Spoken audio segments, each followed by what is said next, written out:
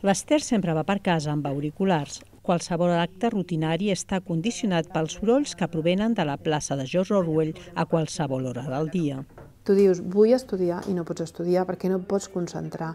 Dius, vull, jo què sé, escoltar la ràdio i tens que posar-la a un volum que és impressionantment alt. Vols escoltar la tele a través d'internet perquè jo no tinc tele de l'altra? Doncs el mateix, no la pots escoltar si no et poses cascos.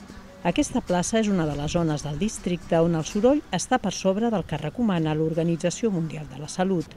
Per millorar aquesta situació, el districte posarà en marxa una prova pilot que donarà ajuts per insonoritzar i posar doble vidre als habitatges dels carrers de l'Arc del Teatre, Guàrdia, Lancaster, Escudellers i entorns.